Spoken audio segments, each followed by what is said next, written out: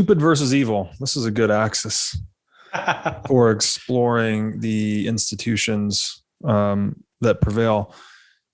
Is the dividing line between the two, in your opinion, intentionality?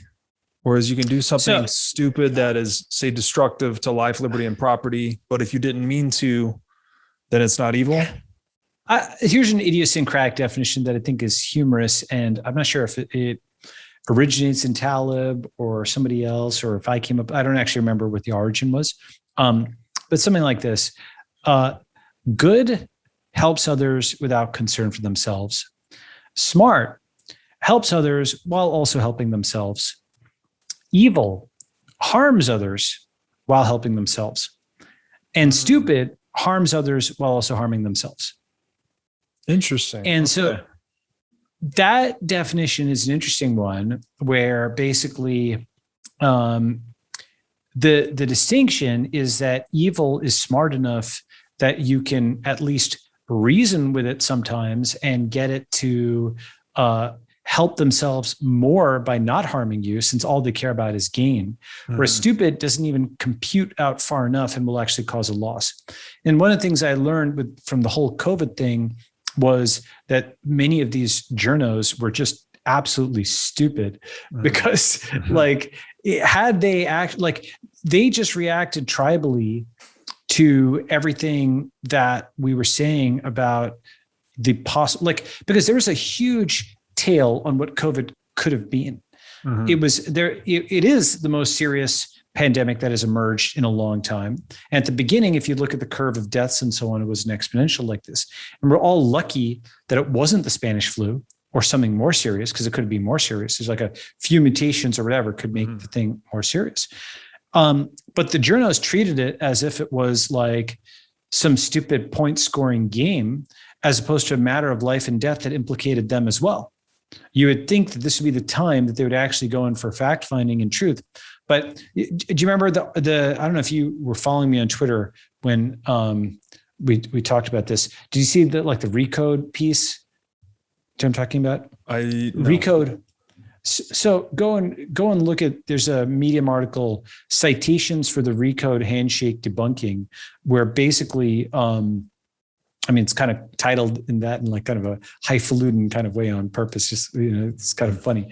But basically, February 15th, 2020, just take a look at this for a second. It's hilarious, because this journo, the thing is, they're stupid, right? So they come in under the flag of parley as if it's some like neutral thing, like, we have questions for you or whatever. Never, ever, ever participate in anything like that, unless that's like, to first order, never talk to a journalist. It's like talking to the police or talking to, the FBI, which they can actually compel you to talk to them. Yeah. And if so, then you need a lawyer. But a journo, just never talk to them. First order, that'll get you pretty far. It's just like buy Bitcoin and hold it. You don't need to know anything else. Okay, right? But second order is under what circumstances, like the thing to realize is these folks are in the content business, literally the content business. There's a spreadsheet that they monitor that is looking at how many clicks and how much engagement, how many tweets, how many this, how many that they're getting. And if you don't give them a quote, it hurts their story in many different ways. First is sometimes they may just not even print it because they don't have anything new. Okay. Second is they don't know what you're going to say, so you might be able to knock down their story, right? But if you're stupid enough to give them a quote, and this, by the way, applies really to the American press. There's press in other countries that is, like it may have looped all the way around, is different. For the American press, basically, especially tech press, they hate the tech industry since it bankrupted them. And because they hate that these guys that they went to college with, these people they went to college with, are much wealthier than them. They think that they are as smart, but it's like standing next to Steph Curry and being 6'3" and thinking you can shoot like him. You can stand next to Mark Anderson or John Carmack and hold a conversation with them. You can't program like them. They're really, really good at what they do, And like that skill is intangible. So because they can hold a conversation with these tech people, they think it's just like luck, that these guys are much more successful, but they're just way more successful because in part, they're really good at another axis. That's like Steph Curry shooting as opposed to being 6'3". Okay. Mm-hmm. And so just to talk about this for a second. So basically these tech journos, they don't know anything about technology. They can't code. They don't know anything about the industry. They never built anything in their lives. Usually, they're just like they're assigned to write these hit pieces, and so essentially, there's a natural selection process over years where you realize that anything you told them, they would distort it. They would attack you with it. They try to harm your company, try to get you canceled. Oh my God, they said X, and all they're doing literally is they're trying to arson your good name for like $10. Okay, $10 in clicks. It's truly, the most. I mean, this is what Thiel talks about in like value destroying, right? It's like adds zero value and negative value, in fact, because they will harm you for like $50 in clicks. Now, I know that they aren't actually themselves usually counting how many dollars they make for it. I say usually, right. But their boss is absolutely looking at that spreadsheet. And if they don't generate enough clicks, they're out. Okay. Many of them, Business Insider, others, these publications have like quotas of like 10 articles a day. Right. So what they do is they do this thing that actually does work on people who don't understand what they're doing, which is they write this neutral sounding email to you that, pretends as if they haven't already written the story with you as a villain in it. Okay. And especially if you're in tech, just assume that they're going to write a story with you as a villain in it. And pretty much, many other professions as well, but especially tech, okay, because it's like their like ancestral enemy, basically. So they write this email to you that's like under the flag of parley. It makes it seem as if they're actually interested in getting at the truth or something. And then they'll stab you. They'll take whatever they want out of that and put it into the article and write a story where, he said X, can you believe that? Oh my God, blah, blah, blah, right? And so in this case, they were doing this same stupid playbook on COVID-19 when it wasn't clear whether it was, this deadly virus or not. Instead, they were like, Anderson Horowitz had put up a sign saying "No handshakes, please." Okay, among many other things we were doing to kind of try to control this. This was in early February of 2020, and I got this stupid message from this journo, which was like, I'm a reporter for Recode. We're doing a story about concerns about coronavirus in Silicon Valley, the Bay Area. We saw your tweets on this topic. Would you be available to chat more? No, and the thing is, most people who read that wouldn't actually see what was going on there. Okay. But the key was concerns about coronavirus in Silicon Valley, the Bay Area. We are, would you be able to chat more about this on a brief phone call? Please let me know. We are writing this on a tight deadline. We'd appreciate a prompt response. So they want you to jump through their hoop now to give them content. And the phone call is a trap also, because the point is that in writing, you can kind of think about how you're expressing things. In a phone call, they want to try to trap you with some stupid question and catch you off guard or something. But the other bit here is a story about concerns about coronavirus in Silicon Valley. At the time, it wasn't about concerns. Like at the time, it should have been all hands on deck to ship vaccines, antivirals, all the stuff. That's why when I tweeted out this thing because I knew that when just given the context of Recode and so on, I was like, this is going to be a story about the no handshake sign at Anderson Horowitz, since I had seen some reporters making jokes about it. And the thing is, these journos, they'll post their drafts effectively on Twitter of how much they hate this or that tech company.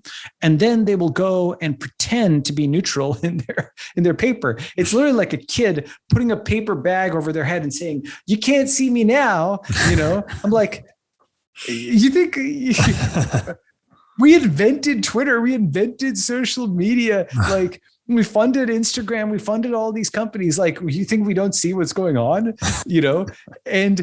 And so it's this like complete joke where they feign neutrality and they try it again. And it's like another analogy. It's like a scammer that goes town to town. And if you don't know how these journos work, you might be dumb enough to have this traveling salesman do a deal with them or whatever, right? Buy their goods. And then they're off to the next town, because most people aren't the subject of that many articles where the journal will stab them the first time for clicks. And then there's not a second article because there's no future content, right? It's a phishing scam almost. It's like a phishing scam. That's right. And the thing is that, because until social media, until the recent kind of thing, we didn't have enough people who could put their experience together. Wait a second, they scammed you and they scammed you and they scammed. Wow. Now it's all coming together, right? But before, who'd you rely on to tell you what was a scam or not? You'd rely on that central hub. In a real sense, by the way, a good model is that NYT and these journals more generally are centralization, right? Because they're a centralized hub. Here's why I say that. You have local information about, let's say, Bitcoin. Okay, you have good local information about that. And therefore, you can fact check most reporting on. For example, the other day when they said that they implied that Bitcoin's ECDSA had been broken, the FBI could hack the passwords or something. Do you remember that? The private keys, right? And this is like butchered it because they didn't understand what the heck was going on and what a critical point that was. And they basically thought that the FBI, because they were still in like 20th century mode. The U.S. government is the strongest, right? Like we were talking about earlier, the U.S. military is the strongest. They could break the password, right? So you have local information. You can fact check them on Bitcoin. Okay. I know something about India. I can fact check them on India, right? Somebody else knows something about, antenna design or drug development or something like that. Each of these people has a piece of the puzzle because they're domain experts, and they can see that what is written in their own area, NYT, is getting wrong. But, and this is the Gell-Mann amnesia thing, after you see the wrong share in Bitcoin, you flip the page and you read about, what they're writing about Israel or Kazakhstan or something. And then you think it's right. You forget what you knew, that they were just so wrong about Bitcoin. You take this on face value. But this is called Gell-Mann amnesia. Michael Crichton named it. But I have an explanation for why Gell-Mann amnesia happens. Why is it that you can contest the story on Bitcoin, but you believe the story on Israel or Kazakhstan or Namibia or whatever? The answer is you don't have better local information on Namibia. You're relying on the central hub in this hub and spoke topology, and it's like a hall of mirrors that intermediates everybody from communicating with everybody else. Interesting. So what you don't have local knowledge for, you have to outsource knowledge. You have to outsource your source of knowledge. So, but in traditional media, there's only one channel, basically.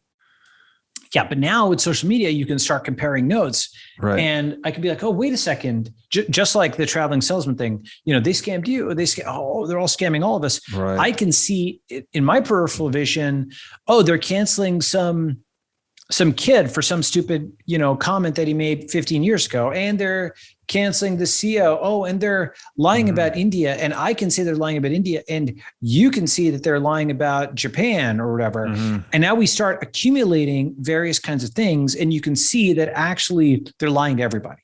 Right. Gotcha. And so that is kind of where we're at, where basically, these journos, these corporate journalists are, depending on the poll, they're tied with politicians for like the least trusted actors in society. Right. And so that's it. So it's the disintermediation of communication, actually, that really puts the sunlight on them, that highlights their deception. It's also something, though, and this is something where I think there's an argument to be made that when they were more secure, because the monopoly of truth is upstream of the monopoly of violence. Yes. Okay. And the best way, quick way, is if you can tell people that it's true that Iraq has WMD, then you can bomb them. If you convince people it's true that this guy committed a crime, you can jail them. Right. So the monopoly of truth is actually upstream of the monopoly of violence. This is how, quote, our democracy is supposed to figure out what is true, is these guys determine what's true. That's why they're so big on the current system, because they have root access to it. They can marionette this giant creature called the US government. And in fact, that's what impact journalism is, best visualized as a government truncheon impacting your head. Impact journalism is basically to quote, make a difference. And when you go and look at all these Pulitzers for impact and what have you, they hand them out for people who are, causing someone to go bankrupt, causing someone to get fired, the instantiation of some new law, making something basically that was previously discretionary, either mandatory or forbidden, right? Mm-hmm. So their impact is fundamentally harming somebody or mandating something or banning something. That is how they know they have lasting impact, right? Oh, our thing led to an investigation by this agency, or, this scandal caused, and the way to look at that, to see that that is actually true, not just to read the Pulitzer thing, what is the highest honor in modern corporate journalism? The name escapes me. Is it Pulitzer? Watergate. What is it? Well, yeah, sure, right. Okay, sure. Sorry. The Pulitzer is the award. What I mean is, like, what is the consider the highest, like, journalistic accomplishment ever? Watergate. What happened in Watergate? Okay. Yep. A president got fired because a media corporation ran a bunch of stories on them. Okay. And what's funny is, remember the thing about projection, how these, like, the New York Times company is owned by the rich white guy named Sulzberger, inherited from his father, and yet he attacks, like, tech founders and everybody else as being rich and white, Yeah. So just like that, like, ridiculous level of projection and hypocrisy, how these guys get by on connections and they think everybody else did. One of the things they talk about endlessly is how horrible it would be if corporations ran America. It'd be corporate fascism if, our democracy, right? But there's an argument that corporations fired the president in 1973 with Nixon because their coverage, right, was sufficient to get him to resign, right? Basically, the thing about this is, 1974. I misremembered the year. So the thing about this was, those I at the time, NYT was still held by the Sulzbergers. I believe the Post was held by the Grahams. I actually don't know. I think the Wall Street Journal actually sold to the Murdochs later. I forget the family that owns the Journal. But basically, it's like tightly controlled private interests were able to control enough of the population via printing stuff to get them mad at the president and get him fired. Now, you might say Nixon was a crook and so on. He denied that he was a crook, but let's just say he's a crook, okay? Before I was born, before you were born. But here's the thing. Basically, Cook County waited till the other counties had sent back their numbers and then sent back a sufficient number of votes to be able to win, and thereby win Illinois and thereby win the presidency for Kennedy. So the thing is that once we think about this as a hub and spoke topology, where something about Bitcoin and this person knows something about Japan, this person knows something about drug development, the issue is that central paper of record is a media corporation that is self-interested and distorting. They call it the mediator because it mediates our experience of reality.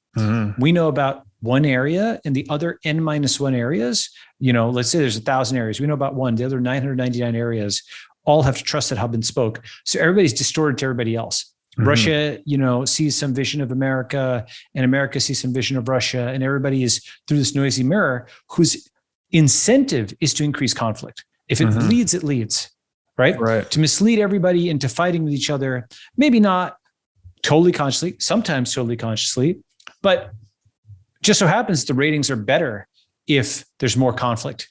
If it bleeds, it leads is literally a saying.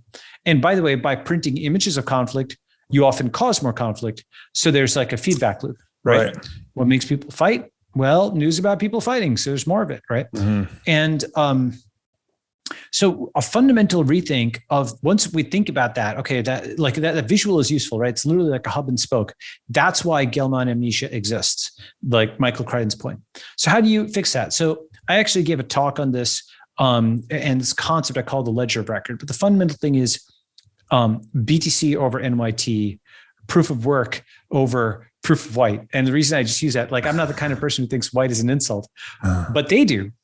And so using their own language on them, I think, is super important to delegitimize them, because like that's like just literally pointing out that the same words that they use in others boomeranged on them, hurt them much more. Like they are corporations. They are owned by nepotists. They are run on connections. They are basically like profit seeking. They're like they're the caricature of the rapacious corporation. They assume that all other corporations are as evil as they are. And they actually make them into that. Like Facebook and Google were not that evil 8 years ago, 9 years ago. They were kind of neutral pipes. They corrupted them.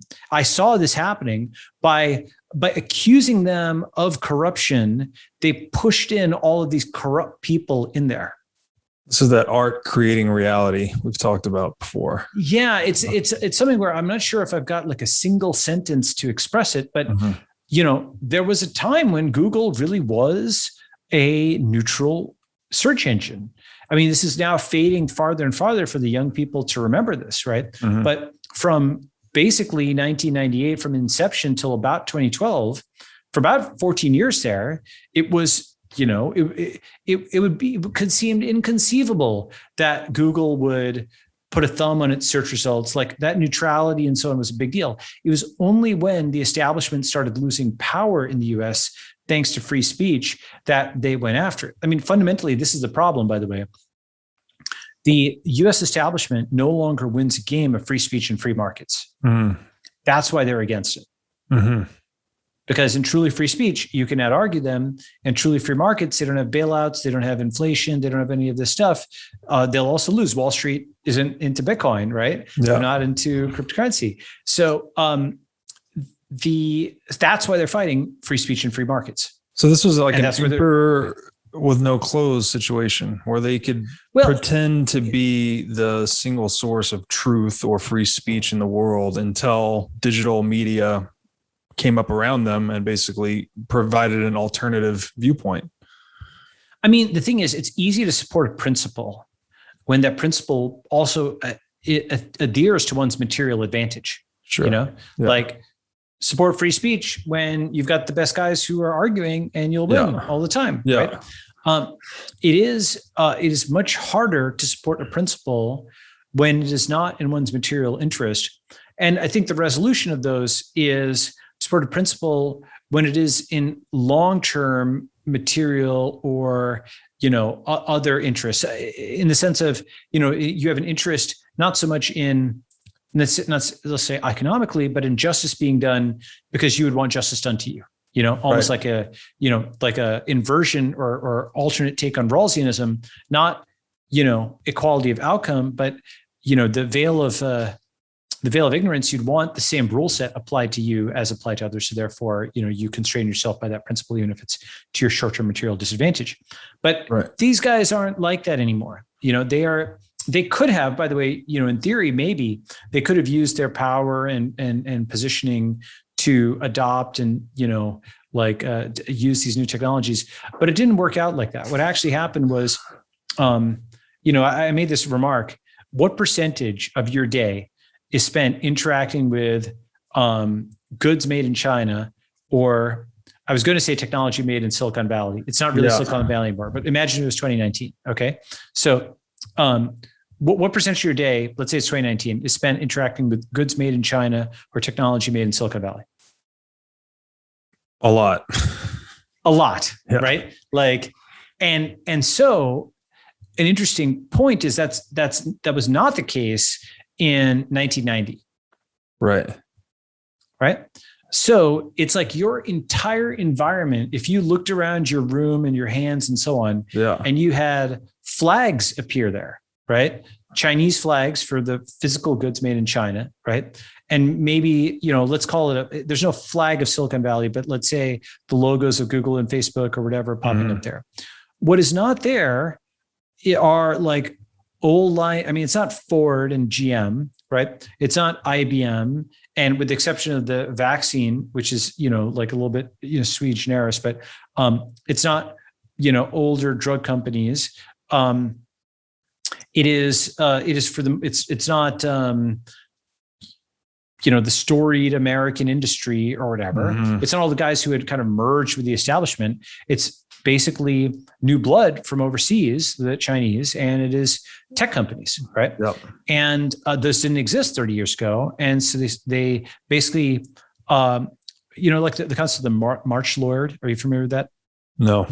Peter Turchin has this concept of March Lords, which were the next like group that runs things often comes from the border between civilization and barbarism.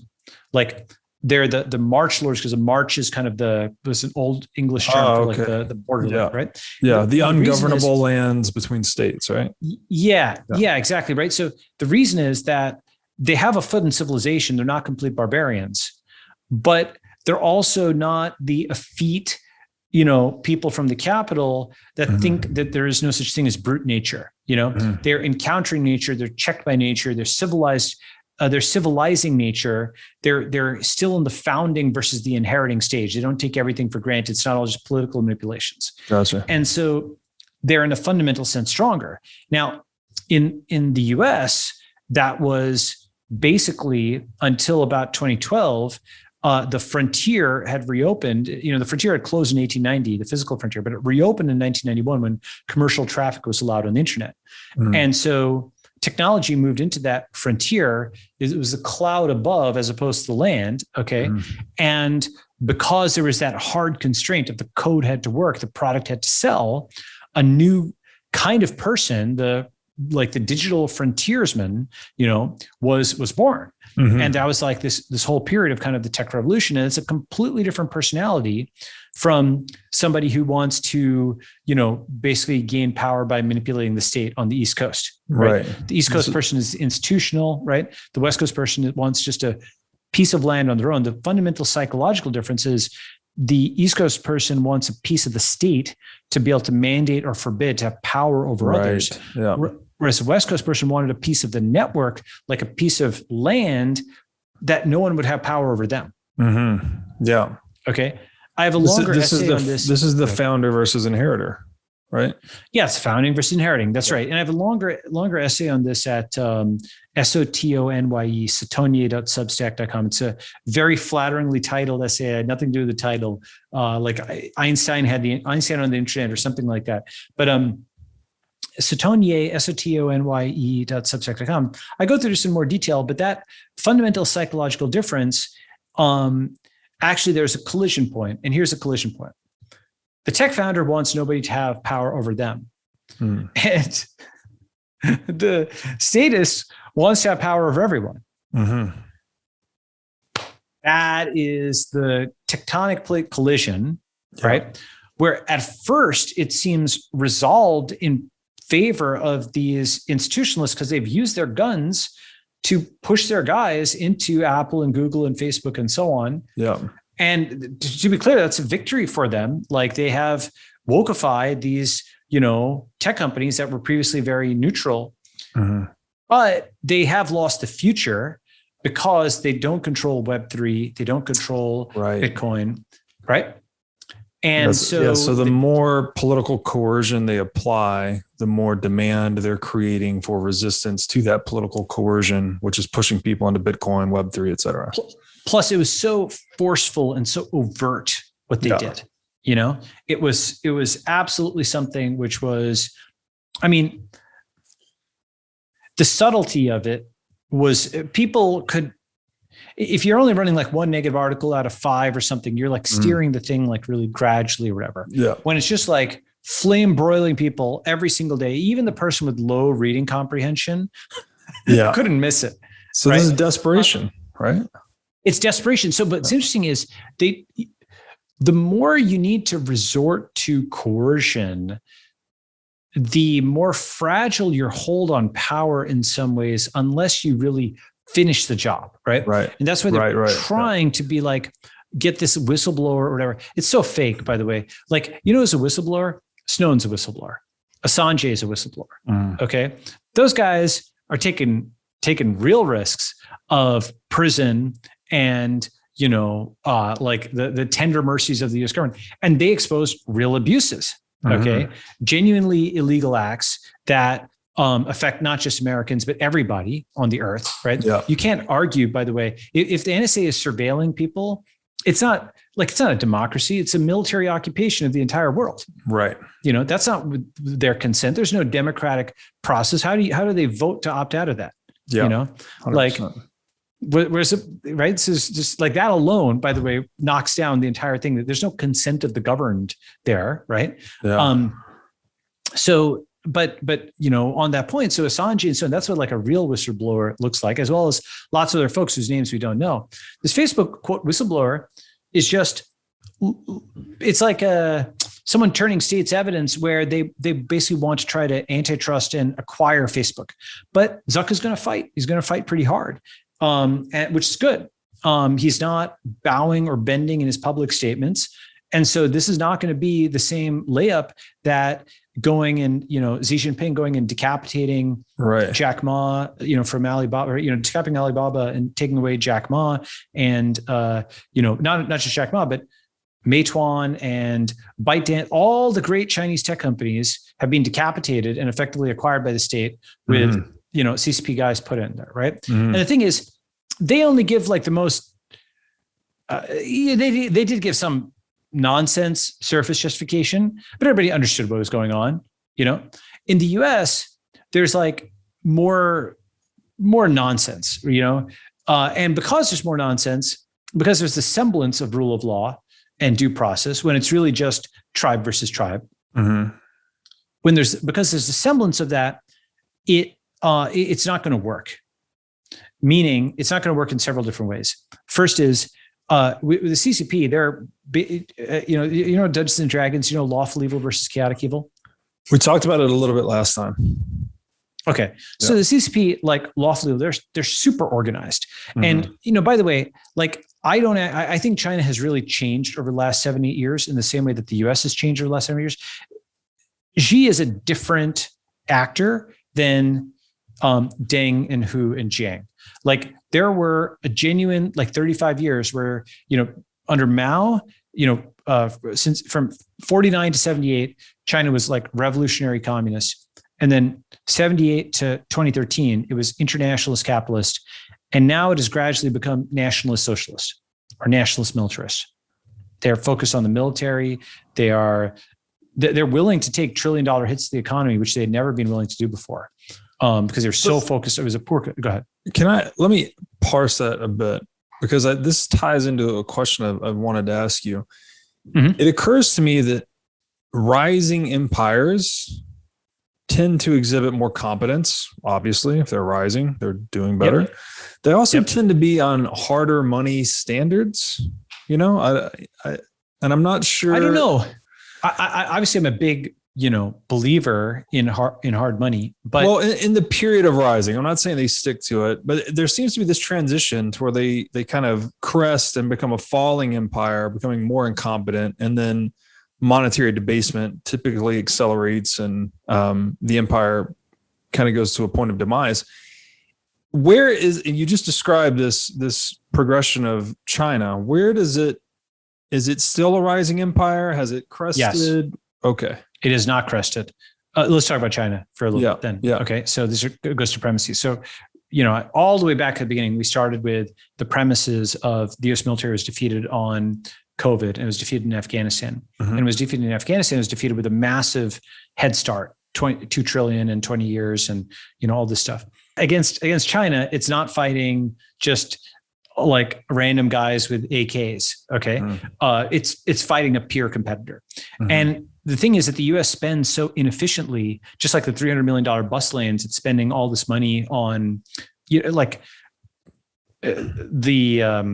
various disasters that have been publicly reported. There's the F-35, there's the Zumwalt, there's the Ford class carrier, there's a littoral combat ship, Navy, the Air Force, the Army. There's like cost overruns and basically everything. Right. It's like literally how they do it, right? When you don't earn it, it's easy to misallocate it. And I'd like you to speak to how China is overcoming that problem. Yeah.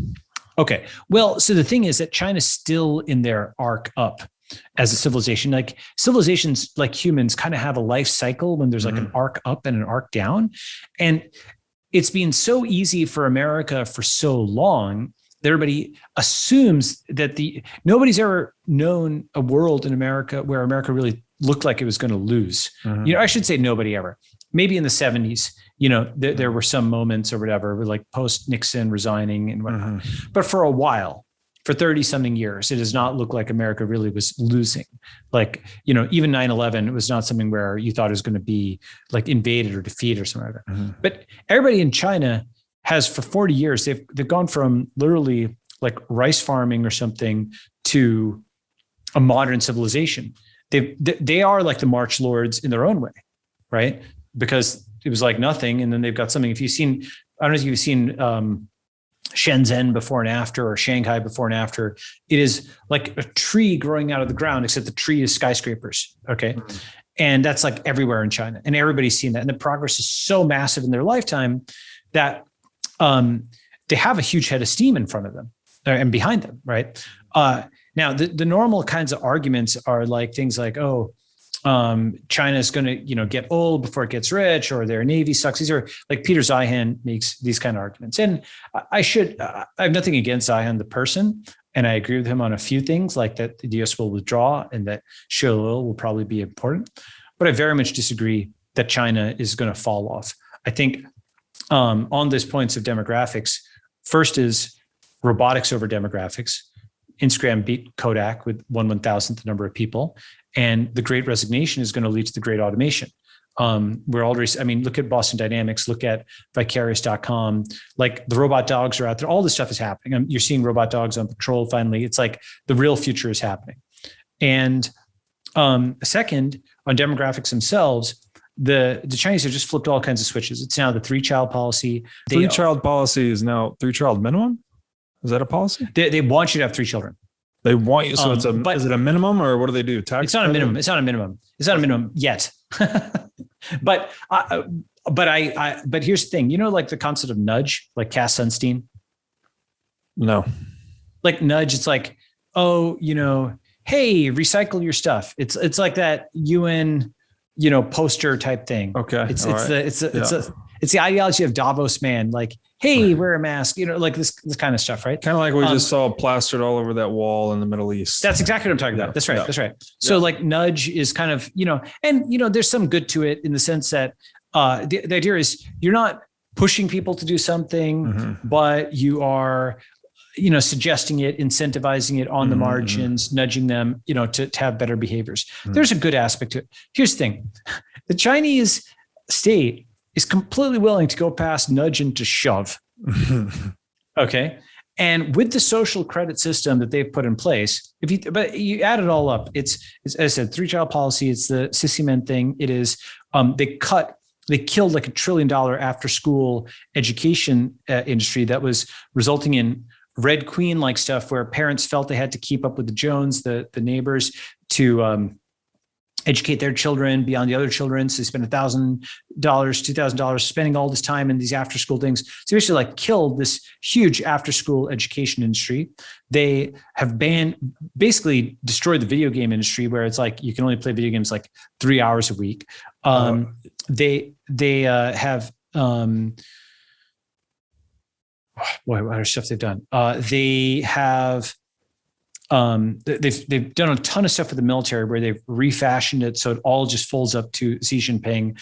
Various purges of, they call it Tigers and Flies, or that was the original anti-corruption campaign. That's what it was called, Tigers and Flies. It's brilliantly titled because everybody who got capped by it, everybody who got, jailed or prosecuted, you could say that they were corrupt.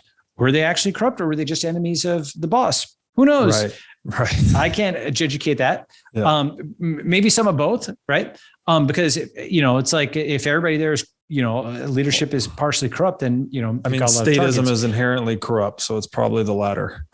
Yeah, but the thing is, the Chinese corruption model, it's a weird kind of thing where they actually have executed. So there's a kind of corruption where it grinds the thing to a halt. There's another kind of corruption where these guys, who are governors of a state or whatever, take a slice off the top, but they also do grow the state. Like the economic growth is real, right? It's not just numbers or stats. It's not just, Soviet style stats where it's all actually garbage. The iPhones in our hands work, like the physical stuff does work. You might argue with the quality, but it's there. By the way, do you know how they do promotions and stuff? Most people don't know this. No, I don't. So there's a good video on this by Eric X. Lee. And the thing about this is like one of the dumber comments people make is you point this out, they're like, oh, you're a China shill. Like, to understand how they operate is necessary to understand how they became powerful. And if you choose to engage, how one could beat them. But it's like not understanding the org chart of Microsoft or whatever when you're competing against them. You kind of need to know this stuff, right? Yeah. So this is Sun Tzu, right? To know oneself is to win a battle, but to know oneself and thy enemy is to be undefeated, something to that effect. Exactly. So like this stuff where it's like, oh my God, you can't believe you're talking about. So this, I'm going to give this link. So Eric X. Lee, A Tale of Two Political Systems. This is well done in English. Now, look, there's aspects of it that that don't hold up 8 years later. For example, he's like, we rotate every 5 years. Actually, Xi has basically declared himself president for life. This was just before the transition, from internationalist capitalism over. And he also, one of the things that's interesting is the Chinese state is heavily invested in the illusion that there's a continuity from Mao to Deng to the present day. Right. And there's not. That was basically a coup. Like the Gang of Four, including Mao's wife, were basically jailed by Deng. Okay. And that was like Mao did not name Deng his heir apparent. He named Hua Guofeng, if I remember correctly. And so he was basically sidelined by Deng, right? And that's why China works. Thank God.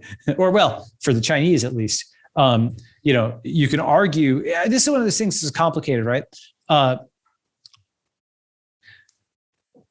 It is hard to say that 1 billion Chinese people should be poor and starving and subject to communism and killed and so on, like they were under Mao, right? Or, like people still are in North Korea or under Castro and so on and so forth, right? So in that sense, I say, thank God, because Deng, like as a humanist, Deng improved humanity, right? And a lot of those people are innocent people, good people, great people who have created, great things. Hey, everybody.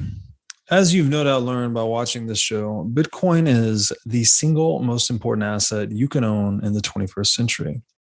And one of the most important companies in Bitcoin today is NYDIG. NYDIG's mission is to get Bitcoin into the hands of as many people as possible. One of the ways they are accomplishing this mission is by empowering banks and financial technology companies to offer their own Bitcoin products and services. As a true game changer in the industry, NYDIG is safely unlocking the power of Bitcoin for forward-thinking individuals and institutions alike. Led by Robbie Gutman, Yin Zhao, and Ross Stevens, NYDIG has absolutely exploded onto the Bitcoin scene recently and has quickly become a leader in this space. So, whether you are a professional investor looking for asset management services or a company looking to white label your own Bitcoin product or service, consider NYDIG your single source solution for everything Bitcoin. Sorry, can I just ask how much of that was driven by the increase in Chinese exports to the rest of the world? Because China has essentially become the production factory of the world in the past 50 years. But that wouldn't even be possible without profit being legal in the country. Like it was to the point that, there's this article, The Secret Document That Transformed China, which, I've referenced from time to time, but basically, actually NPR of all places wrote it up. In pre-Deng China, farmers would sign secret contracts where that secret, do you remember the story? I did. Well, this was like the vestiges of capitalism that they ultimately allowed, right? I shouldn't say vestiges. the elements of capitalism they allowed to come into the communist economy, and then it became this hybrid version. Is that right? Well, yeah. So here's basically the story. So the thing is, under Mao, you didn't own the teeth in your head. Basically, farmers were supposed to give 100% to the collective, and anything they kept for themselves was evil, right? So they were slaves. So, yeah, exactly. So what happened was this is a famous kind of story, which may be apocryphal, but it's at least how it's told in China. In the Zhaogang story, these farmers got together and they signed a secret contract amongst themselves, which said, "Hey guys, we're going to meet the quota for the state, but what if we all are allowed to keep like some for ourselves?" Okay. So we'll all pile in, we'll meet the quota for the state, but I don't know the exact percentage. They said 30%, whatever. Okay. Even 30%. And another part of the contract said, if we're killed, because canceling there was killed, if we're killed for this, then the survivors will take care of our children. Okay.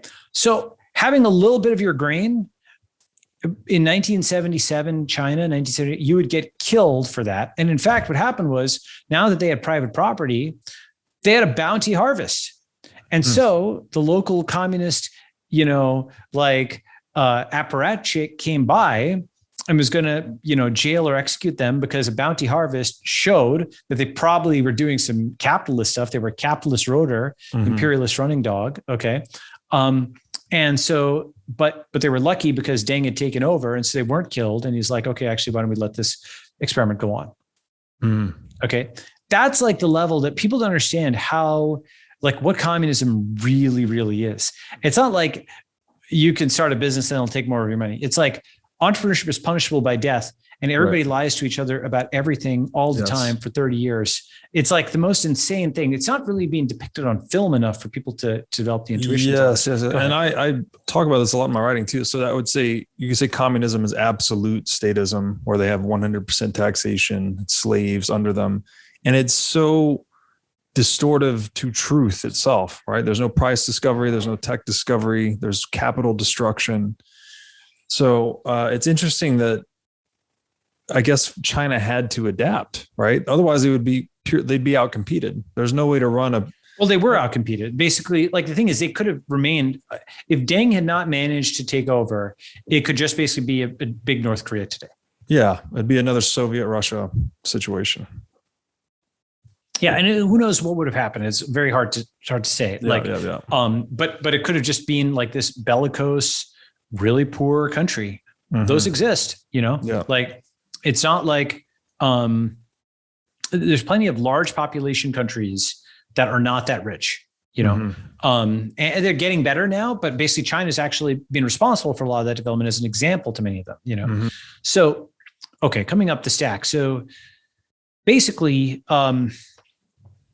with how does China do personnel selection? Here's the thing. You in the US, how do you exert political power? You can vote, but really you join the party. Usually, and you join a party, the party, but might be the right way of putting it, because you don't have a choice in a given jurisdiction. If you join the Republican Party in California, you're not going to really win that, like state office, right? Yeah. So it's really a one-party state in California, and that's true in different ways for different places. And so you join the party, and then you actually try to win office, right?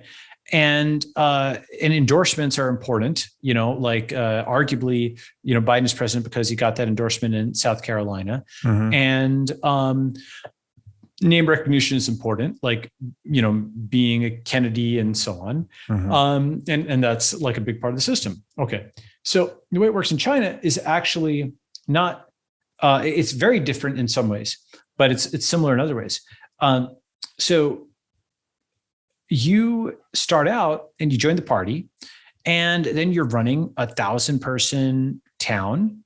And so you have to be allowed to do this. Somebody in the party gives you that, appointment. So it's like being a lieutenant in the army, you get, that's your starting commission. So you start out, maybe I'm getting the numbers wrong in terms of the size of town. It might be 100-person or something like that. But one track is you have to do 1,000-person town before you're able to manage a 10,000-person like bigger town, before you can manage 100,000 person small city, and before you can manage 1 million person city. Like the promotions come from success in lower levels of management. Now, patronage is a thing. Like, there's guys who will look out for their favorites and try and level them up. But they also do like 360 reviews where all the citizenry get polls and surveys. They're looking at metrics and dashboards. It's actually run like a gigantic corporation. You didn't know that, right? Most people don't know that. No, I did see recently where you put something out recommending that mode of management, the dashboard management, and then someone incorporated it into a small town in Kansas, I think, in their newspaper. Well, so here's the thing. Dashboard management is used by maybe the two most successful movements in the world over the last 30 years, which are tech and China.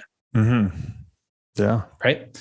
So the two movements that are kind of run like this with hierarchies, numbers, it's basically a, numerical / technical, building oriented, Asian influence style that is very different than what the US legacy state has become.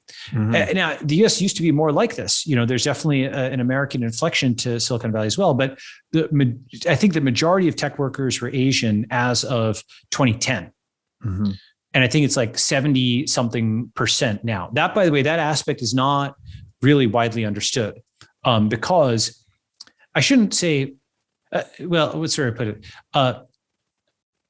Frontman is not the right term because the folks who started these companies are genuine founders, right? A lot of the frontmen, until recently, the founders, the head people in public, have basically being white Americans, but that is, which is fine and good. Frontman is not the right term, because they actually did found the companies and they're not like figureheads in any way. They're real leaders. But a huge number of the rank and file and the number twos and the execs and so on are from overseas, either recently or previous generations, and that actually does have an impact in a different way, which is there's three reasons that tech and media basically have gone to war, and one of them is that geographic distance, just 3,000 miles away. It's a different social network. One of it is psychological distance, that it's like, builder tech kind of people versus these verbal people. Again, it's Silicon Valley is now being wokified. So let's say pre-2019 Silicon Valley. Okay. But the third is actually demographic distance, which is if you had, gotten a stake in Google or Facebook or something like that, if you had, like, your spouse had a share of that while your media company was going to the ground, you might have something good to say about tech. But because those journos, because those media guys in New York did not have a share of these things that are going vertical, and in fact, because there's a different demographic of people, very largely immigrant coming from overseas, they did not have enough skin in this particular skin in the game. They didn't have economic interest in this rising sector of the economy, right? They didn't have control over it. They didn't have enough friends in it. There are some people who do, but it's much less overlap than there is in the Boswash corridor of Boston, New York, Washington. There it's all kind of like the same thing. And like even Hollywood, what's interesting is Hollywood sort of started out as being part of like Boswash or whatever, but more recently it's sort of become fused and merged with Silicon Valley and tech. Because after SOPA and PIPA, just on that note for a second, SOPA and PIPA in 2012 was an attempt by Hollywood to try to go and force all these tech companies to censor online. And it was resisted then. I don't know if you remember, like they blacked out for SOAP and PIPA. Reddit put a black banner over it. That was back when tech companies were, the free speech wing of the free speech party, as Twitter used to call themselves, right? Yeah. And that time, I think, by the way, will come again. And I'll come back to that point. Not tech companies, but tech protocols will be. Anyway, so after that defeat, Hollywood was like, hey, let's work with tech rather than against it. And so social media, for example, is much more important than a People magazine profile. That's how that social media basically defines celebrity today, right? And YouTube and all this tech stuff, Instagram, and all their investments. Ashton Kutcher started this of being like one of the first to go and like invest in tech companies. So Silicon Valley and Hollywood have kind of come to a merger. If you noticed, Hollywood isn't making that many anti-tech movies. They're okay with tech. Yeah, for sure. It is, another reason for this, by the way, is that of the legacy industries of the US, media was the only one that ran on a 24-hour cycle.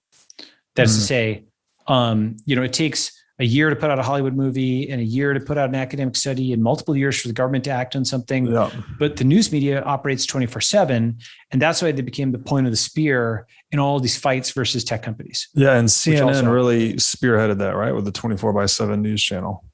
Yes. But basically by the late 2000s, et cetera, all news gathering. So that's why it wasn't really, academia and Hollywood were in the backseat.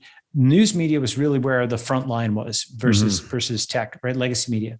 And now what's happened is an interesting thing where that fight of the 2010s is kind of broken in an atom smashing thing. As I mentioned, it's become centralized tech and media versus decentralized tech and media. And centralized tech and media is like the wokified big tech companies and the people who are still at legacy media companies. And decentralized is all the smart ones who have gone into Substacks, who are founding Web3 stuff, who are doing separate stuff. And as I mentioned, the talent and the innovation is here. The establishment is over here. There's still some gene flow or whatever, but it's really becoming different camps. And this group actually has a lot more international talent. And I think that's really the trump card that's going to win the day.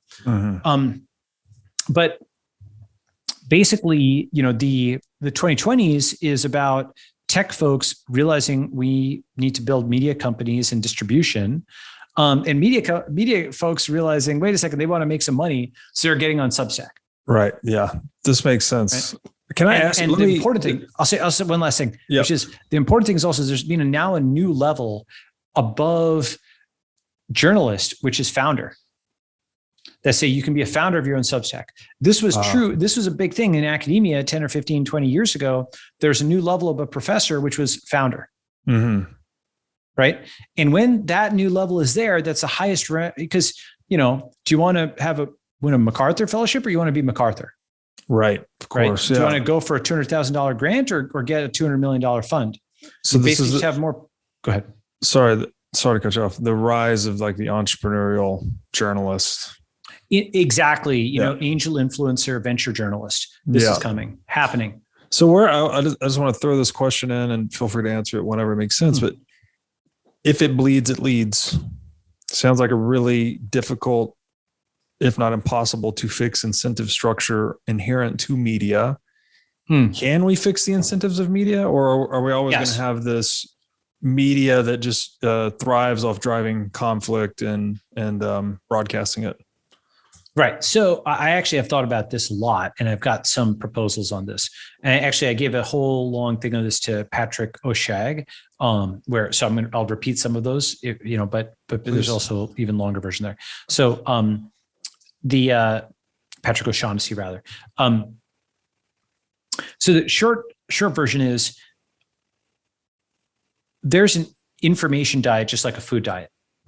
You have you can eat sugar and, like crap food and have your system jangle, or you can eat nutritious food that benefits you over the long term, right? Yeah. Similarly, you can consume, stupid pop culture stuff, useless stuff, or you can read nutritious content that builds your skills and benefits you somehow, right?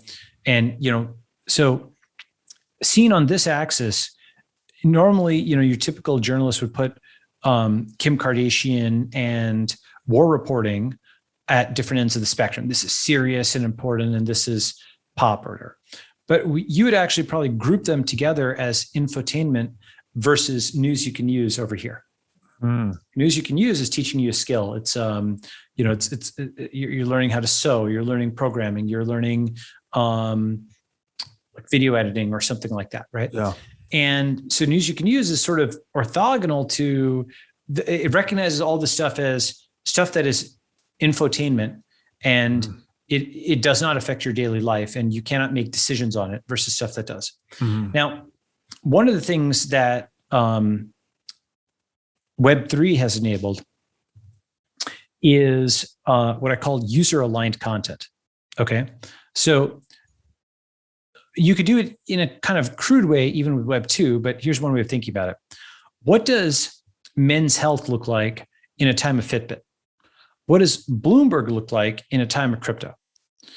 Basically, ideally, the ideal Men's Health, in theory, would be something that when it showed you an article, after consuming that article, then, a few days or weeks or whatever, there's a cause-effect relationship where you can see your fitness stats improving, right? Or it's not really one article, it's a dose of articles, because like eating one piece of lettuce isn't going to change you. But when you make a shift in your diet, you will start to see changes, right? When you make a shift in your information diet, you will start to see metrics improve. You make a shift in your food diet, you see weight go down, muscle go up, right? Make a shift in your information diet, you should see, weight go down, muscle go up. But you should also see, balance go up, net worth go up, debt go down, right? Why do I say this? This is a completely new class of metrics. Just like the internet itself was offered a completely new class of metrics, because, rather than, just overall subscription numbers, you got individual user level analytics. You can see how much someone is scrolling the page. That was a completely new thing. Clickbait only worked or became a thing when individual articles, you knew exactly who was reading them. Before, only a really huge number of letters to the editor, something would have to have a huge response to have a lot of letters coming in. For the most part, you didn't have any feedback on who was reading what, right? The internet changed that. And now technologies from blockchain and Web3 are going to change that again, because now you could run a fitness site where all those Fitbits could plug into it. And you could see whether when you change content, it is improving or not. Interesting. Okay. So this is what I call user-aligned content. You are not simply, it's not Men's Health where it's like a guy with abs on the front page. Maybe that helps. Maybe it doesn't. I don't know. But you are now looking for cause-effect relationships between content and then changes in a time series of data. And by the way, really interesting. Right? So it's a fundamental rethink of what the content is. And now, if you think about it, we do see this, for example, let's suppose that I gave you, here's a toy example, all right? Let's suppose I gave you 5 math questions a day, right, on abstract algebra, okay? In the absence of any training, you may get them wrong. Okay, I don't know what a group is, what a field is, whatever, right? But then we give the stimulus of this like brilliant.org educational content, for example, okay? And now you start seeing your scores improve. User-aligned content, right?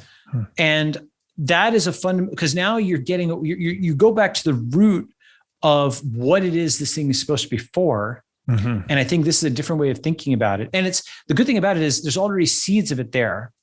But here's the other thing. It solves another aspect of this, which is, it doesn't solve all of it. It only solves one piece of it, okay? It solves one aspect, which is that the hub is not aligned with you.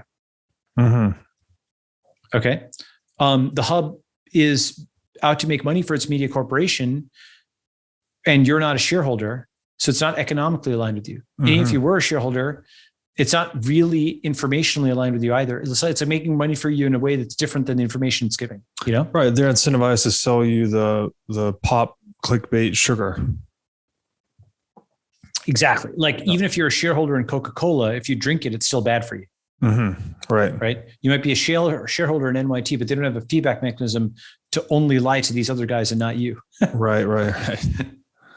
So, this solves one aspect, which is a disalignment. The other aspect on like fact checking and so on, that's like a longer talk, but basically the same things that we can use with Bitcoin, where you're getting to consensus on a byte, that there are a few bytes, like who holds what Bitcoin, like these integers, right? Yeah. You can use similar things, in my view, to get to consensus, not just on who holds what kind of asset, but also who has asserted what thing at what time. Because that's what actually a Bitcoin transaction is. Right. It's an assertion that, right, X has done Y at Z time. You've transferred this amount to that person. Yeah. But the same kind of things could be applied to other, assertions. Yeah. And so, go ahead. So this is almost like we're getting higher resolution data sets because you can actually see what content is changing, what behavior, and there's also tighter feedback loops. So it feels quasi augmented reality almost, where you actually, you're measuring the diet and the actual result, and then you're adjusting the diet based on the result. So it's faster conformity or something. Because here's the thing: the content doesn't have to be the men's health thing. So, the term, it's kind of an old-fashioned term, multimedia. Yeah. Right. So like multimedia was actually a real huge thing in the 90s because like, whoa, wait a second. You can put a video and an image and text and a sound file all in the same layout, because video and audio were like distinct things before that you had to go and play on a different player. We take that for granted now today because they're all mixed together. And that, by the way, is the same thing that blockchains are doing. It's taking assets that were previously distinct, like stocks and bonds and whatever, and putting them all into a blender, right? But multimedia, right, is actually something where you could take that next level. So maybe men's health, for example, what is men's health in the time of Fitbit and AirPods? Maybe it's like tunes for your ears so you work out, and like space, it's like an app with fitness tracking, but it's also like a buzzer on your wrist to get up. It's like a set of stimuli that help you do something. That's what content becomes. So you're algorithmizing your life or your routine, something like that. Yeah, because the content doesn't have to just be like words on a page. We're generalizing to, you are buying a stimulus. Yeah. And you want a response. Wow. Go ahead. Like so many things in digital, the sphere of digital technology, this sounds equally utopian or dystopian, depending on how it's used. Well, so there's a couple of good books by Nir Eyal and James Clear, Indistractable and Atomic Habits, which I think are worth like looking at back to back. You can summarize it where there's lots of good habits that the way you build them is basically by turning yourself into a robot, but a certain kind of robot. Okay, where James Clear talks about, to build a habit, you need trigger, response, and like reward. Okay, so for example, I see my running shoes, I go for my run, then I have some reward that I like doing at the end. Okay, and it could be, for example, hit a button on the computer and go bring like this, because like you saw your workout logged, or a bunch of people clap for it. Like having people clap for it is just like, it seems stupid, but people need that feedback of some kind. You need something. It may be a checkbox. It may be stepping on the scale and it's logged. You need something like ritual. And the more ritualistic it is, the less conscious it is that you're doing. Because it's kind of like, that's why we want technologies on the computer that just work. If I have to if Zoom is in error mode, then I have to put conscious effort into Zoom, and I'm not thinking about something else. Yes, right? This isn't embedding things into your procedural knowing, so you don't have to think about it. You just do it. Yeah, that's right. So this gets back to the trend. Now, of course, the problem is if somebody is abusing you on this and stimulating you like a Pavlovian dog. Yeah, right. And so I think that decentralization does solve this, where if you're custodying the code and you can inspect it and so on yourself, right? You are programming yourself and you're basically consciously doing this versus being programmed. Of course, there's always a continuum on that because you're not probably writing all the code yourself, but just like you'd have a priest, be able to look at something in olden days, you could have your local priest, meaning your developer, which is not exactly the same. It's a mathematician, of course, look at the code and kind of tell you, somebody you trust could diligence it for you. So something intermediate between like totally trusting versus doing it yourself. You could have revocable trust. And theoretically a market, you could assemble these things into a module, right? Of a certain goal, being goal oriented. And then a market could determine what's effective and what's not. Yes. Or run this behavioral module to gain muscle or get cardiovascular health or whatever the aim is. That's right. And, the thing is, we have like crude versions of this, right? Like songs to pump you up for a workout. Yeah. Like, morning things rituals to calm you down. What's that? Morning rituals. Yeah, exactly. What we haven't done is like the equivalent of extracting the active ingredient, right? Measuring it, and so that's why I'm huge on quantified self and on the fitness track. The fitness track stuff has gotten quite good. It's like the IoT, stuff, people made fun of it for a long time, but you've got like the scales and you've got the rings and you've got this, you've got quite a lot of stuff out there to choose from, much of it with traction. And I think the next level is, starting to put the stuff together into dashboards and connecting it to other things, So the fitness one is, I think, a good example. And as I said, that's one part of it, which is how do you change the incentive structure. Another part is angel influencer, venture journalist. You have these journos.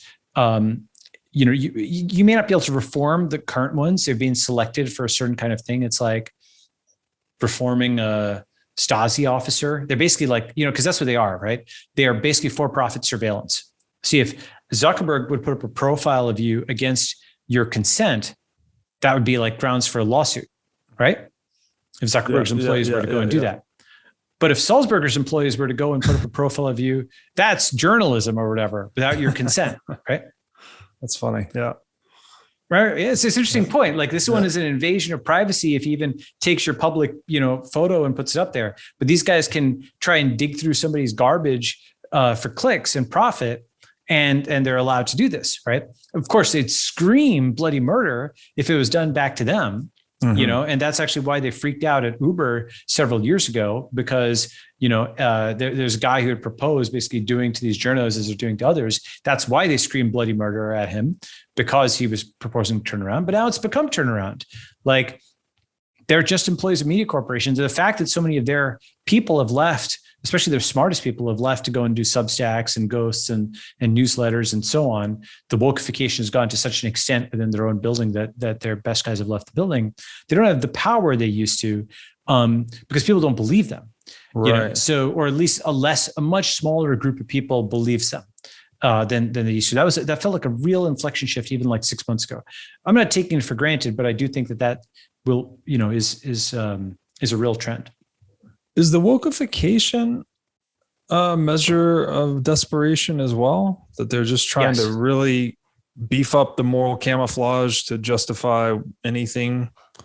What it is, in my view, is so here's a few like kind of sort of cynical, ways of thinking about it, right?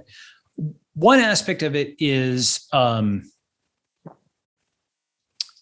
that this is something that verbal people who did not make money came up with as a way to kind of like an amplified deconstruction, where in the 2008 to 2012 timeframe, the economic collapse was so rapid for legacy media. You should actually look at that. Media corporations, it went from like 70 billion to like 17 billion in like 4 years. Wow. And Facebook, Google went completely vertical. It's like a ridiculous collapse. You Google like print media disruption. All these verbal folks were out of work, and they would begin applying their skills to critique that which put them out of work. Right. Wow. It's one thing to, live in a house and see your neighbor's house become a skyscraper. It's quite another to have it go to a skyscraper while yours becomes a hovel because they took away, So I actually understand it. So many of them set their skills, and you could actually see Paul Graham has this graphic. Although some newspapers can survive the switch to online subscriptions, none can do it and remain a politically neutral newspaper record. You have to pick a side to get people to subscribe. And he posts this graph, which shows that around 2013, all of these words that were previously infrequent in the Times went completely vertical, like toxic masculinity, white privilege, all this stuff was just like basically just went totally vertical. And so it's clear that it's basically like a top-down thing. This was, and they have control words there like Amazon or China, where, the mentions kind of increase exponentially in an organic way. There's an external stimulus. This was not them reporting on the world. This was them affecting the world, right? Wow. That hub was just generating signals on its own, and just dumping. Now to understand this graph, by the way, you also have to look at the New York Times stock price, right? So if you look at the New York Times stock price, look at how bad it was doing for years, right? And then basically they started in, like dumping this sugar in the information diet. It's like a failing restaurant company. Wow. That it's down that basically 90% from 02 to 09, it looks like. Yeah. So like imagine a failing restaurant that decides to like basically put like, sugar or even heroin in its food or whatever, opiates. Yeah. People start coming back because they're hooked, but it's a drug. Like it's actually bad for them. But guess what? Yeah, who's paying that bill? Like some hospital down the line. The guy has diabetes, but it's like, it's an externality. It's like pollution or sugar. And the cultural fabric of the world is paying that bill too, right? Exactly. To make $1 billion, they destroyed $1 trillion in like cultural fabric. I want to throw just a little bit of hypothesis sort of in here too that I think is interesting. I spoke to a cognitive scientist for a long series, and he was making the point that people construct their identity around the things that empower them. So there's economic empowerment or physical empowerment, whatever it is, you construct your identity around it. So you had all of these very verbally competent people suddenly out of work. They have these tools, high verbal capacity, I guess, or competence. Yep. That gives them power, but they were economically decimated. And to your earlier point that if you're closer to the founding of something, you tend to be more patriotic versus if you're employee number 100,000 or 1 million, right? Actually, that's not exactly what I said, but it's actually a good frame on it. So I think it's actually. So I was just thinking that you're going to be yes. more closely identified with the, he called these sacred canopies. We call them social constructs, right? Religion, social, whatever. The more power you have more power closer to the root, so you're more likely to identify with it. But if all of a sudden one of these sacred canopies or social constructs, like a Facebook outcompetes New York Times, all of a sudden you're just kind of thrown out with these tools, left powerless. So you're going to do whatever you can to try to attack the thing that destroyed you. Something Absolutely. like that. Exactly. Right. Yeah. And so now so basically these, what's happened with wokeness is it's become something that these guys can't control because it's been tearing up the newsroom itself. And it's not something that's just pointed at tech people or Republicans or Russia or, China or whoever the enemy of the day was for them. Yeah. But it's actually like tearing newsrooms themselves apart, Right. And so, and that's why you had like this, a series of disasters at the New York Times over the last year with James Bennett and Barry Weiss leaving and McNeil and Mills getting fired and 1619 being fake, where they like showed that it was basically lies. They literally, and the author of it put out a statement that, or the article had opened with something like, I'll misquote it because I'm just doing it from memory, but it's like, we're trying to rewrite the date of America's founding to be 1619. Then they deleted that sentence and they pretended that they never deleted the sentence. They said, it's just a myth that we had said that we're trying to move the refounding date. Just like really amateurish lies or gaslighting. And then, the story on caliphate was revealed to be completely fake. It's just like a disaster of a year. It was basically, here's that full list. I was just thinking. It occurs to me, we have this sort of sanctification or deification of truth that even the New York Times is trying to hijack by integrating that into its brand or whatever they're doing with their campaign. But the closest humans can get to truth is this continuous discovery, continuous inquiry process. So all of these centralized media companies, they were a bottleneck on the process of truth discovery itself. So, well, what I think is they, arguably in the 90s and 2000s, maybe before Iraq or I think they were more secure in their position prior to the 2008 crisis. Mm-hmm. So they didn't feel like they had to empty every bullet in the gun at their rivals. Mm-hmm. And because of that, while they certainly had a hand on the steering wheel, I mean, they were yanking it for Iraq. Yeah. Right. But they didn't, with the things they didn't feel threatened by, they didn't feel a need to slant it on. Not to the same extent. Now they're threatened by everything. Right. Right. Like, Cheerios is racist or whatever. Right. Like, so there's like, I say that, but I'm sure we can find something incredibly stupid that is being called like racist or sexist or homophobic or whatever phobic. Right. But, go ahead. Purposely trying to stir up the controversy to, again, make them or reinforce the validity of their existence. Again, we're back to it's basically, I mean, it literally, woke words drive clicks. Woke words drive clicks, or at least they did for a long time. Now it's almost as if that was like a juice of things that now it's like everybody's seen it so much that they're tired of it. Desensitized to it. Yeah, desensitized, right? Yeah. But like basically for the same, I mean, and I know that fights, like, by the way, social media is not blameless on this. Essentially, you can do like really in-depth analysis of stuff. What gets lots of clicks and attention? Fights, right? So if you have poor ethics or your poor self-awareness, right, the system, if it bleeds, it leads, and there's an incentive to make it bleed. Right. And all of us being on social media has made us all kind of understand something of the incentives of a journalist, right? Yeah, yeah. Like the more exclamation marks and stuff that you pepper your content with, the more short-term, whoa, you get from it, right? At the expense of the comments. Go ahead. And I'm just curious if this is very, lower brainstem reptilian, where we're just wired to be more attentive to negative happenings or criticism from our peers.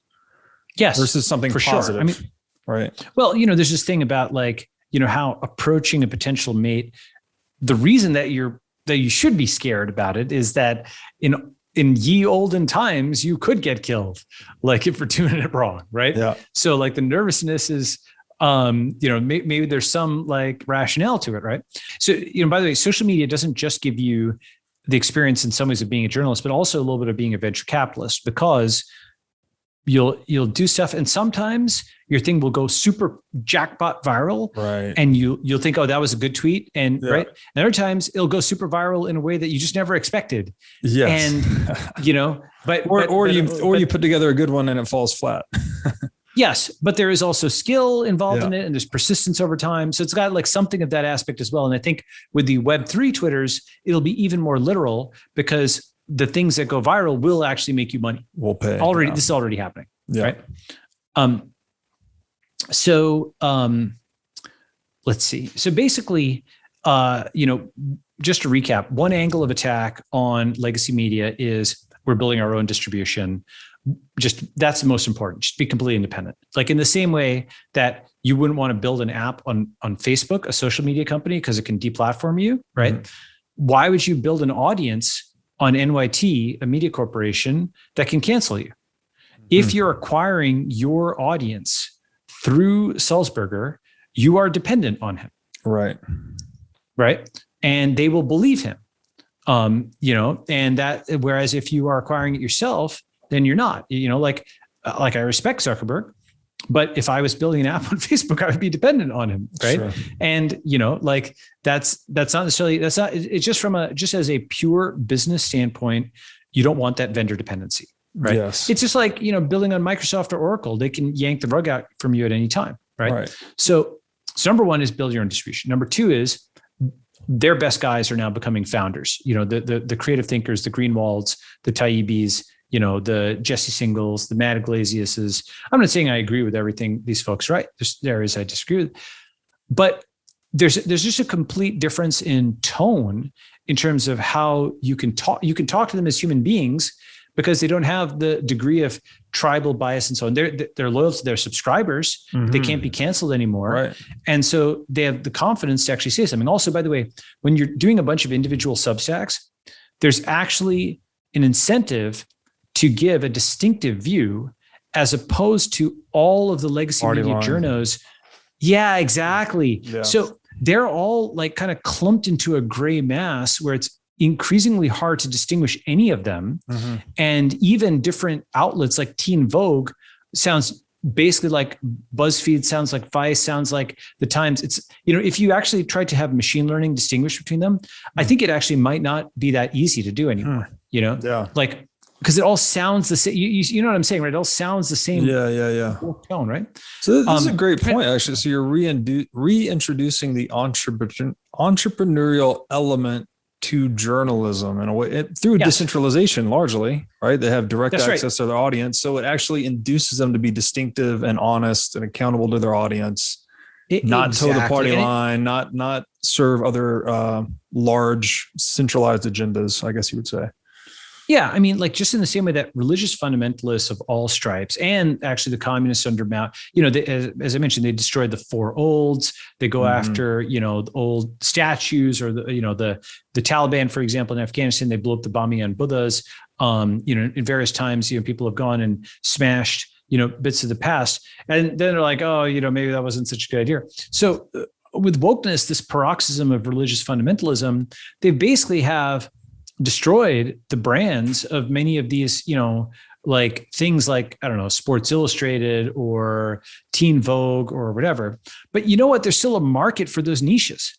So there's enormous profit to be made by simply going and doing like the V2 of all this stuff. Sawing off their own branch, right? Yeah. So it's actually, for the ones who, right. So that's kind of number two, is you're going to have this entrepreneurial thing. Yeah. Number three is what I mentioned with user aligned metrics, right? Number four is venture journalist, angel influencer. This is kind of, one way of thinking about the most successful media company. This is a joke or whatever, but it's funny. And this has some truth. The most successful media company in the last 10 years, 15 years was A16Z, because we published a lot of content that attracted great founders that we invested in.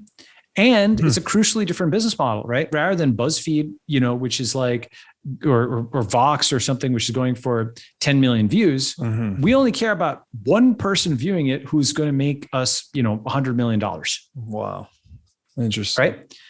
And in 10 years, right? So we have a long-term orientation. We're not sure. It's a total opposite of short-term, chasing profit, prestige and page views, right? We're not chasing clicks today. We're not chasing, frankly, the respect of others today.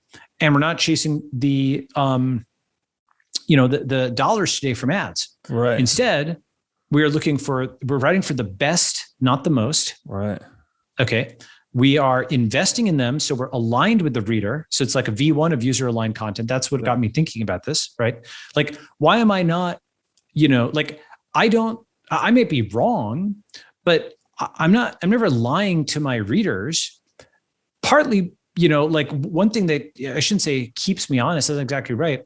But I know they're going to fact check my stuff. So, because if like a good chunk of it is stuff which I consider investable content. Right. Right. So I have a thesis on the world. I am putting out what I think to be true because I'm attracting founders who I want to back. And so if I gave them a wrong map of the world, that would also not be in my interest. Sure. I might be wrong, but I'm wrong because I made an error, not because I intentionally misrepresented it or sensationalized it. Absolutely. And you're operating at the edge of the Overton window as well. And so that's the audience too you're speaking to. And that's what you want to invest in. And yes, and the key is I'm not seeking prestige from some Pulitzer. Like, no one's going to give you a prize for like, I'll try and name something, that's crazy that we invested in that. God,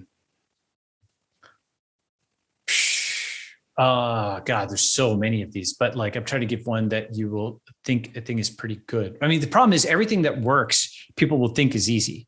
Oh, Coinbase, Facebook, Reddit, Twitter, Instagram.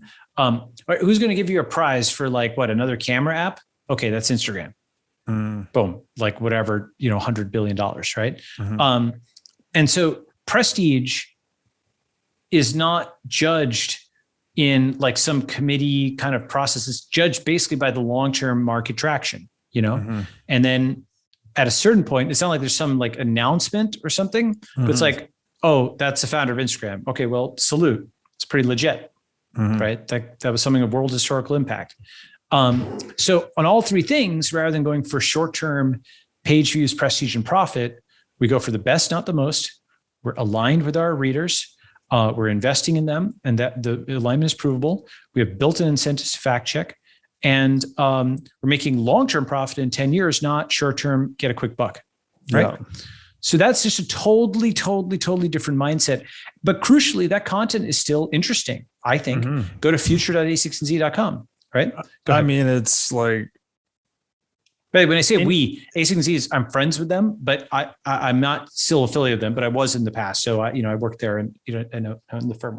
Yeah, thanks for clarifying. It's that type of content is, I guess I would call it the deep end of the pool. But if you're a young, smart, ambitious, entrepreneurial type, that's exactly where you're swimming, right? You're reading that type of content. And basically, that's kind of all that matters, because the thing is that one thing about Sulzberger's company, the Times, is they have optimized their number of subscriptions, but the quality of the subscriber has dramatically dropped off.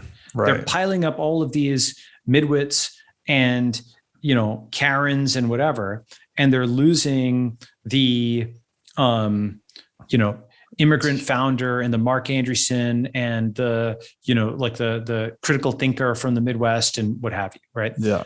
They're losing the future, and they're losing the people who can build things, and they're losing overseas, and they've actually not losing, they've lost. They really have been holed below the waterline reputationally in a very important way, where the young founders that I know just don't trust them, Yeah. But that's I mean, I'm not a young guy in particular, but I have a distinct, almost repulsive feeling to anything I read in New York Times. I just assume it's bullshit, frankly. Yes. And they've diluted too, and diluting their customer base. They're also diluting their sales force, right? Because, your customer word of mouth would be the sales force for a media company. And one way of looking at, there's things that you could kind of use to buttress this, like, Flesch Kincaid grade level. Like, you can score something as being first grade, second grade, 10th grade reading level. Like, they run so much more stupid. Like, I don't know if you remember, but in the 2000s, there was still sort of this thing where the way they would write about the internet, they'd say like, the company Twitter, a microblogging service, they kind of affect this air of formality. Mm-hmm. That was like a big part of their brand. And then they started delving a toe into it. And then it was like a joke, like, Jeeves deciding to say, yo, like a guy in a suit, right? And it was funny, okay, as a one-off. And then they realized how many clicks I was getting. And now there's no distinction. It's all this sort of like the same tone, like they're the degradation by chasing those lowest common denominator clicks. They're taking these 100 subscribers, but they're losing the next Zuck.